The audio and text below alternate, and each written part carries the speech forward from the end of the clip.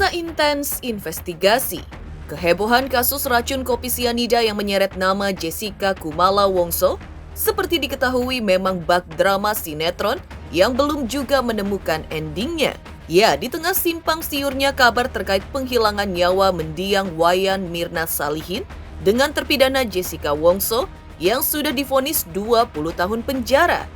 Kali ini Reza Indragiri sebagai ahli forensik masih belum yakin Jessica lah dalang dibalik penghilangan nyawa rekannya Wayan Mirna Salihin. Lalu seperti apa komentar jurnalis Fristian yang pada saat persidangan selalu mengikuti persidangan babak demi babak? Lantas seperti apa perasaan jurnalis Fristian saat mendapatkan secari kertas dari Jessica Wongso? Lantas seperti apa momen ketika saat ini netizen banyak yang mendukung Jessica Wongso untuk dapatkan keadilan? Selain itu, dukungan juga datang dari para pengacara papan atas seperti Farhad Abbas, Kamarudin Simanjuntak, dan Johnson Panjaitan yang bersedia membantu Jessica dapatkan keadilan jika diminta. Lalu, siapakah sebenarnya yang dapat dipersalahkan dalam kasus penghilangan nyawa Wayan Mirna Salihin menurut mereka? Pemirsa, bersama Intens Investigasi, kami hadirkan kabar terkini, terpercaya, dan teraktual. Tetapi sebelumnya, jangan lupa untuk like, subscribe, dan juga share channel YouTube ini.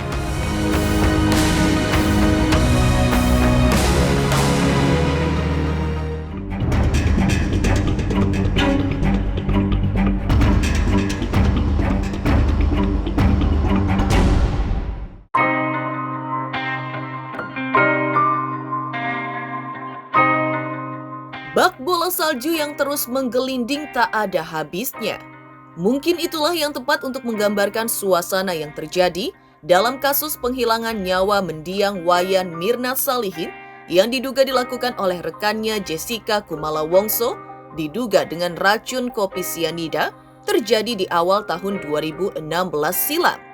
Ya, terus menyeret beberapa nama baru yang hampir semuanya terlibat sebagai narasumber dalam film bertajuk Ice Cold Murder Coffee and Jessica Wongso yang seolah menjadi awal mula titik terang terbukanya permasalahan ini kembali terang benderang ke hadapan publik. Kali ini muncul nama ahli psikologi forensik senior yang di tanah air terkenal sebagai salah satu ahli yang kerap mengawal beberapa kasus penghilangan nyawa seseorang yang belum jelas siapa pelakunya. Reza Indragiri sebelumnya dalam film dokumenter Ice Cold memang masih menitik beratkan kepada alasan dibalik meninggalnya Mirna yang menurut keyakinannya bukan Jessica Wongso pembunuh Mirna. Lalu apa yang menjadi alasan Reza Indragiri mengatakan hal tersebut?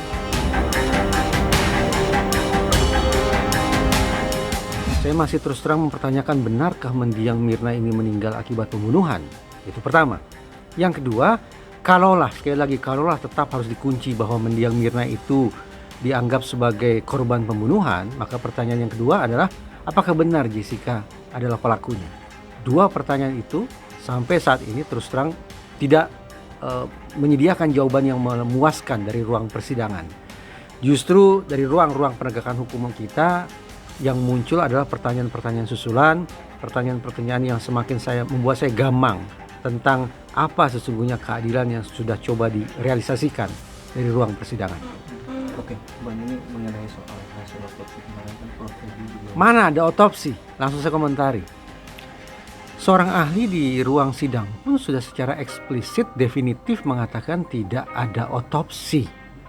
Dengan demikian, kalau kita mau konsekuen dengan pendekatan saintifik, kita tidak punya alasan untuk mengatakan bahwa mendiang Mirna meninggal karena A, karena B, karena C, karena D. Konkretnya kita tidak punya alasan yang kuat, tidak punya data yang memadai untuk menyimpulkan bahwa mendiang Mirna itu misalnya meninggal akibat pembunuhan kah, akibat bunuh diri kah, akibat faktor alami kah, akibat kecelakaan kah. Tidak ada alasannya. Karena sekali lagi tidak pernah dilakukan otopsi terhadap mendiang Mirna.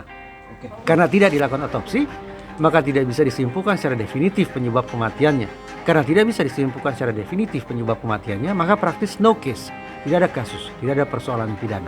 Sebagai warga negara, saya tidak punya pilihan kecuali bahwa saya harus menunjukkan rasa hormat terhadap putusan hakim yang sudah inkrah. Terlepas suka atau tidak suka, setuju atau tidak setuju, tapi saya harus menghormati putusan hakim. Tetapi sebagai orang yang sekolah, sebagai orang yang berakal, memang tidak bisa saya tutup-tutupi bahwa sampai hari ini pun saya tetap mempertanyakan tentang keadilan yang sudah dihasilkan di ruang sidang.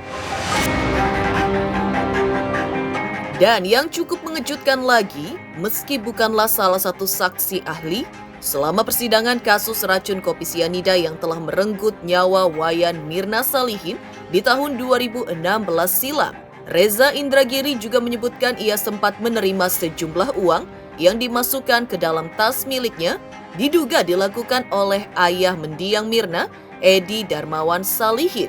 Lalu seperti apa juga Reza Indragiri melihat hal tersebut?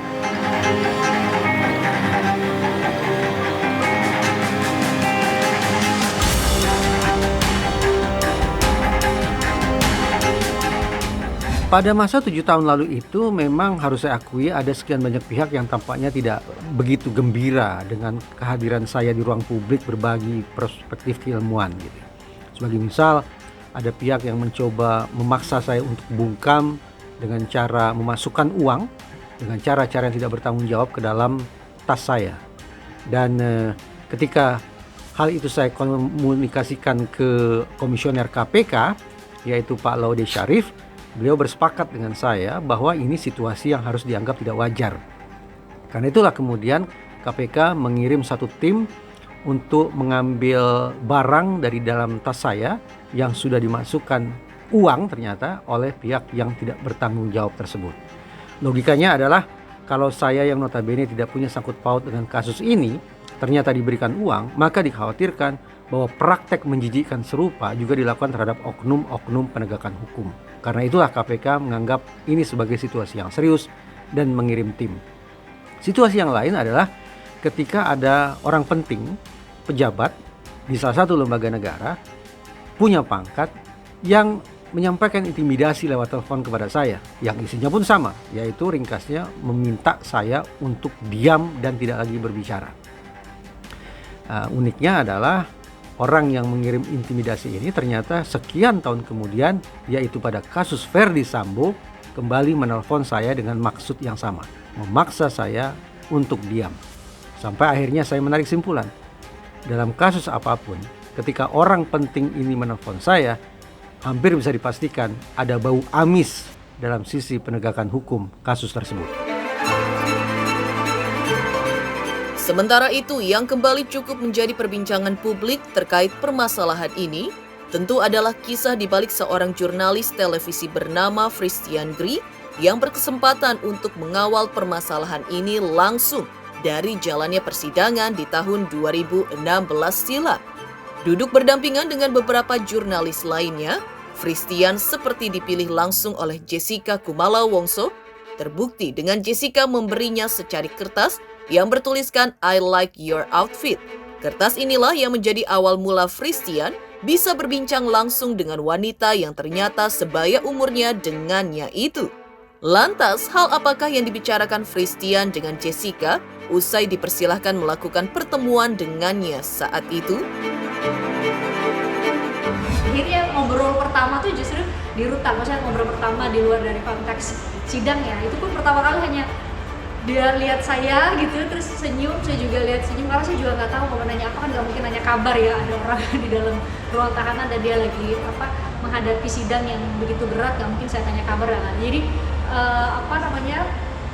awal-awal saya tentu mencari bahan pembicaraan, tapi lama-lama nemu juga karena ternyata di dalam rutan itu tuh ada selebriti, ada politisi di dalam rutannya Jessica ya dulu ya, di rutan Pondok Bambu. Jadi mulailah saya bilang, tau nggak Jess, dia orang terkenal misalnya, atau di rumah tahanan itu ada jus gitu ya, mau jus nggak, jus apa, jus buah naga atau apa, itu sekadar obrolan itu. Atau gimana dia cerita teman-teman dia di rutan juga ada yang sering nonton sidang, karena kan ternyata di rutan itu, di koridor itu ada televisi di tempat, di ruang-ruang pertemuan mereka ya, ruang bersama yang saya nggak tahu spesifik, tapi itu ada televisi dan mereka Jessica bilang teman-temannya juga sering nonton kamu gitu ya. Terus dia cerita ada banyak kan di dalam rutan itu ada ibadah gitu ya, ada ibadah, ada misa, ada sembahyang buat umat Buddha gitu ya, ada umat Muslim juga ibadah. Biasanya sih ngajak dia, aku didoi aja kalau buat didoain sama mereka gitu. Jadi dia keliling tuh ke semua teman-temannya dia di antar umat beragama yang berbeda, doain dia supaya dia lebih kuat ngadepin sidang. Karena kan mereka ngikutin tuh, oh sekarang tuh sidang atau keterangan saksi yang ini tuh memberatkan atau meringankan gitu. Biasanya mereka ikut komentar dan disitulah dia cerita. Nah itu paling obrolan kami, dan di sela-sela itu pasti saya tanya ya mengenai satu Jess, kamu kenapa tuh pas masuk ke Olivier di Grand Indonesia kenapa celingak-celingok gitu. Disitulah dia cerita tuh, kenapa sih harus celingak-celingok gitu. Wah dia tanya balik ke saya, emang aneh ya orang masuk ke dalam kafe terus karena kamu bareng-bareng sama temen-temen kamu, kalau temen kamu belum datang ya aku pasti lihat tempat-tempat duduk yang kira-kira yang bagus yang mana ya, yang bakal disenangin sama teman-teman yang lain itu Mirna dan juga Hani yang dalam perjalanan itu gimana ya. Terus saya bilang, kamu pilihan kamu, tempat duduk kamu itu tuh jauh loh dari CCTV. Jadi kalau kita tahu kan CCTV di ruang sidang, di ruang sidang itu kan CCTV-nya pecah-pecah ya, karena saking jauh jarak tempat duduk itu juga jadi dicurigain tuh Jas sebelum itu. Kamu dipikir mau memang sengaja pilih tempat itu. Dulu aku nggak tahu juga ya, kelihatannya itu yang paling nyaman untuk nunggu, karena kan aku diminta nunggu, aku kepagian katanya datang karena harus bukan ganjil genap. Dulu 3 in 1, kalau 2016 itu 3 in 1 katanya harus nunjukin itu. Terus langsung saya tanya lah pasti ya soal kenapa sih celana yang kamu pakai waktu itu tuh waktu kejadian ya, maksudnya kamu minta buang ke pembantu. Terus dia bilang karena memang robek gitu. Jadi bajunya itu katanya dia nggak bawa banyak dari Australia karena mungkin hanya 2 minggu rencananya di Indonesia. Terus baju udah nggak ada yang dia bawa tuh udah nggak ada yang bersih gitu ya.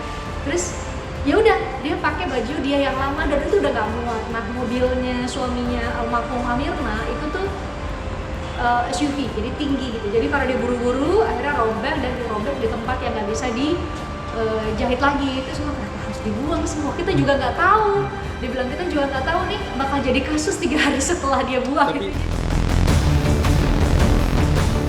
Sementara itu, Fristian yang juga ikut didapuk sebagai salah satu narasumber dalam film yang menimbulkan kehebohan tersebut, rasanya juga memiliki kesaksian karena sempat bertemu Jessica secara langsung sebelum film tersebut dibuat.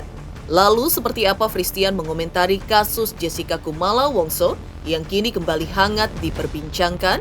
Bagaimana pula respon jurnalis Fristian, di mana netizen yang kini justru berbalik mendukung Jessica?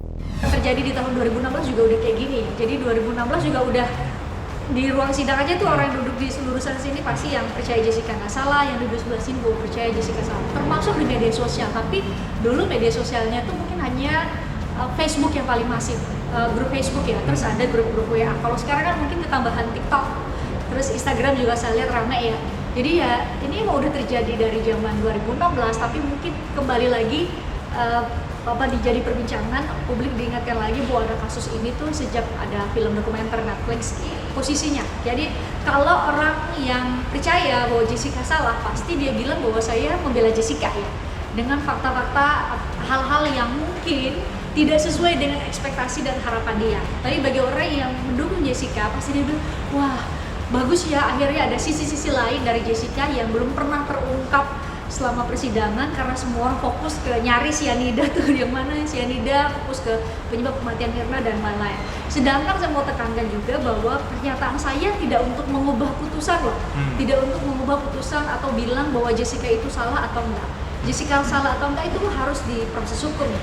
Tapi sebagai jurnalis nih, saya dari misalnya nih ada 10 fakta soal Jessica, nah saya wajib memverifikasi fakta 1 benar apa enggak, fakta 2 benar apa enggak. Nah ketika dari 10 fakta itu ada beberapa hal yang menurut saya tidak tepat dari yang saya temukan selama berinteraksi dengan Jessica, maka itu juga wajib saya menyampaikan ke publik. Persoalan kemudian itu dikait-kaitkan bahwa oh ini mau bela Jessica ya, tidak dalam konteks itu. Saya dalam konteks yang objektif, ada kasus hukum di satu sisi, tapi juga mengenai karakter Jessica, mengenai latar belakang keluarga Jessica. Itu kan hal-hal yang tidak benar gitu ya, yang mungkin hanya jadi spekulasi dan kemudian saya ungkapkan di dokumenter maupun di berbagai wawancara. Jadi ya tergantung akan melihat gimana. Saya sendiri tidak dalam konteks untuk membela Jessica karena saya sangat menghormati proses hukum yang sudah berjalan dan yang saat ini peninjauan kembali yang saat ini lagi diajukan sama Jessica sendiri. Dukungan terhadap Jessica Kumala Wongso ternyata juga mengalir dari dua kuasa hukum kondang tanah air, Farhad Abbas dan Kamarudin Simanjuntak.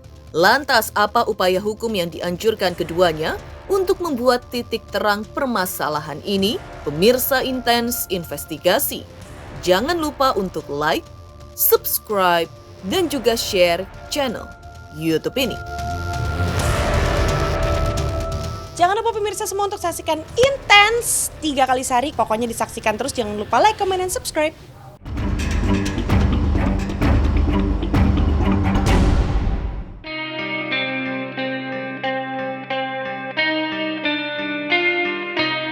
Ya, setali 3 uang dengan Reza Indragiri dan Fristian Gri.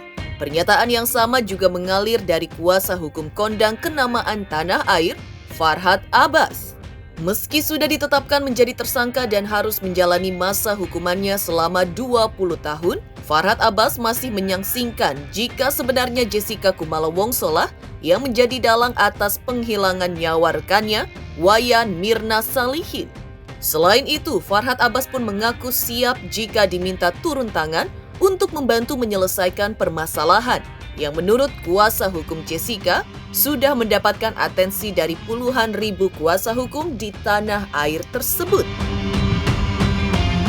Menurut saya sih nggak yakin Jessica ini membunuh, kan dia ada sahabat gitu. Kalau dia mau meracunin Mirna jangan di warung besar, di rumah kayak atau di mana gitu. Masa di warung umumnya ada CCTV-nya kan? Ini saya nggak yakin. Nggak ada orang mau meracunin, ayo di kafe safari kita racunin orang, ketahuan lah, apalagi minuman. Dan yang bawa minuman itu siapa? Kopinya kopi siapa ayo? Ada nggak CCTV melihat dia memasukkan? Nggak ada kan? Upaya hukumnya mungkin masih bisa peninjauan kembali yang kedua. Artinya untuk keadilan ketika kita melihat ada kejanggalan-kejanggalan, logika-logika berpikir sehingga menjadi konsumsi publik selama ini tertutup, saya pikir untuk membuat satu terobosan itu penting lah gitu. Bagaimana caranya, sebenarnya kan ada namanya itu eksaminasi gitu, eksaminasi yang dimana mengkaji kembali dengan para akademisi tentang suatu keputusan mahkamah. Nah, kalau saya melihat ini memang Indonesia seolah-olah mendukung dan percaya bahwa hal-hal tersebut sebenarnya tidak perlu terjadi di Indonesia. Kalau bicara dari kacamata mahkamah itu kan ada yang menyangkut legal justice, social justice, dan moral justice. Artinya saya nggak mengatakan hakim-hakim yang memutus ini nggak punya moral atau kurang sensitif moralnya gitu. Tapi mereka kan dengan keyakinannya. Artinya kalau hakim itu menghukum, kalau dengan keyakinannya, kalaupun salah menghukum masih tidak terlalu berdosa. Tapi kalau misalnya ada gerakan moral, ada yang salah di sini, tidak mungkin kita membiarkan orang yang tidak salah dihukum. Lebih baik membebaskan 1000 orang yang bersalah daripada menghukum 1 orang yang tidak bersalah. Khusus kasus Jessica ini menjadi pelajaran buat para penegak hukum, ya, artinya khususnya buat pihak kepolisian. Apabila memang tidak cukup bukti atau memang ada satu kejanggalan atau tidak sempurna penyidikannya, nggak usah ragu-ragu. Ya, saya bersedia membela Jessica dan saya yakin siapapun yang melihat dokumentasi dan film tersebut pasti akan sepemikiran dan sependapat bahwa Jessica tidak bersalah. Mungkin termasuk hakim-hakimnya juga yang menonton menyaksikan itu pasti mungkin akan ada rasa penyesalan. Oke Pak, tinggal mohon aja bantuan hakim-hakimnya, bisikan ke teman-temannya. Udahlah kalau kita bebaskan aja Jessica, biar aku terhapus dari dosa. Oke? Selain Farhad Abbas, yang juga cukup fenomenalnya dari permasalahan ini adalah ikut turun gunungnya pengacara-pengacara kondang yang juga baru saja mendapatkan atensi luar biasa publik, karena berhasil memenangkan kasus yang juga menyeret nama mantan Kadif Propam Ferdi Sambo adalah ikut turun gunungnya pengacara kondang Kamarudin Simanjuntak. Kamarudin Simanjuntak sama seperti Farhad Abbas juga menyatakan kesiapannya yang sama jika diminta oleh kuasa hukum Jessica Otto Hasibuan untuk membantu mendapatkan keadilan bagi kliennya Jessica Kumala Wongso. Kalau saya bersedia, kalau si Jessica datang ke saya bersedia. Saya bersedia menolong dia. Ya, itu komitmen saya. Saya bersedia menolong dia. Kalau memang dia menyerahkan masalahnya ke saya. Kalau saya jadi Otto, tidak bisa diam. Harus diusut tuntas. PK atau PK dan SPK gitu loh. Karena tidak ada bukti yang akurat menyatakan dia pelakunya. Saksi hidup tidak ada. Surat tidak ada. Otopsi juga tidak. Jadi apa dong? Semua pakai penafsiran. Kalau misalnya dibeli otopsi, dibeli racun, dibeli di mana? Harus bisa dibuktikan. Dia membeli racun di mana? Di Australia, di Indonesia, di mana gitu loh. Harus bisa di PK. Harus PK dia. Tinjau kembali. Kalau dia tidak melakukan. Jadi yang diperlukan itu adalah jangan sampai menghukum masyarakat dengan ketidaktahuan. Harus bisa dibuktikan. Benar enggak itu? Karena kalau seseorang dikatakan bersalah, minimum 2 alat bukti. Ditambah keyakinan hakim. Lantas, apa pula kata pengacara sekaligus aktivis kemanusiaan Johnson Panjaitan terkait hal ini? Benarkah Johnson Panjaitan juga bersedia turun gunung agar Jessica dapatkan keadilan? Pemirsa Intens Investigasi, jangan lupa untuk like, subscribe, dan juga share channel YouTube ini. Halo pemirsa Intens, apa kabar? Gue Jeffrey Nicole. Jangan lupa saksikan Intens Investigasi 3 kali sehari. Dan jangan lupa buat like, comment, dan subscribe.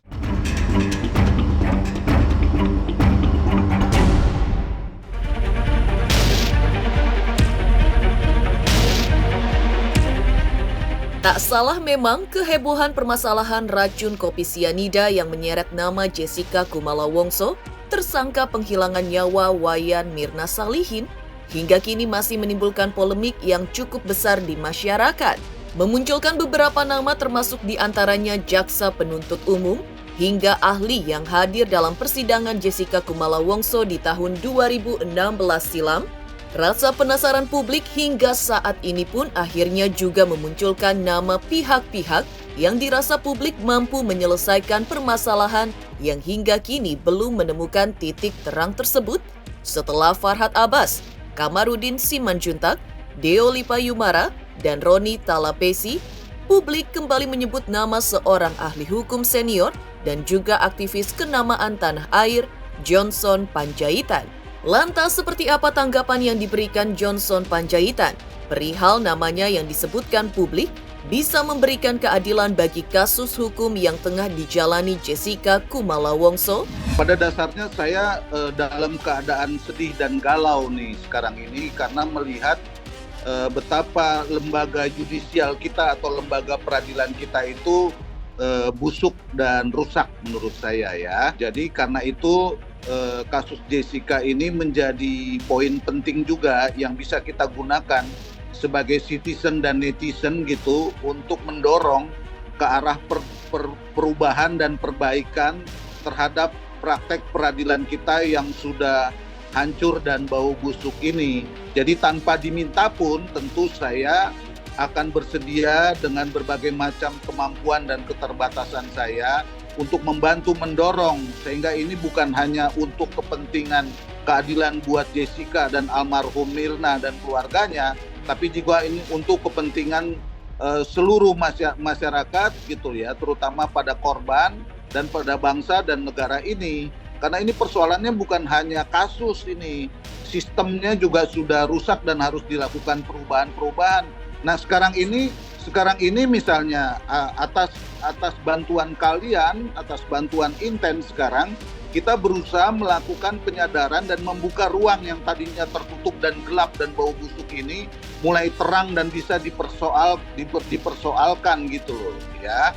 Sehingga ini bisa jadi modal sosial kita untuk membuka ruang agar persoalan ini bisa kembali dibuka, dan kemudian saya berharap tentu Jessica dan tim pengacaranya dapat menemukan jalan yang paling baik dan paling efektif untuk kembali mempersoalkan, terutama dalam pertimbangan, dalam penglihatan saya, dalam bacaan saya adalah lewat PK atas PK. Ya, itu jauh lebih penting.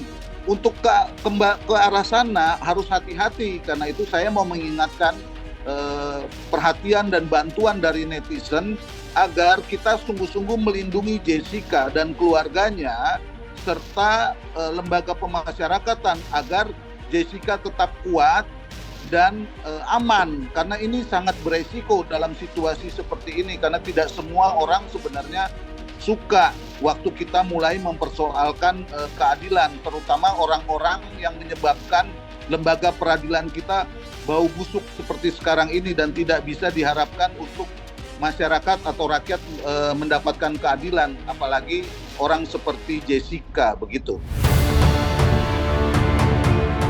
Demikian pemirsa, kabar terkini, terpercaya dan teraktual yang kami hadirkan hari ini. Saksikan terus Intens Investigasi setiap hari Senin sampai dengan Sabtu hanya di YouTube channel. Pastinya jangan lupa untuk like, subscribe, share, dan juga komen channel Intens Investigasi.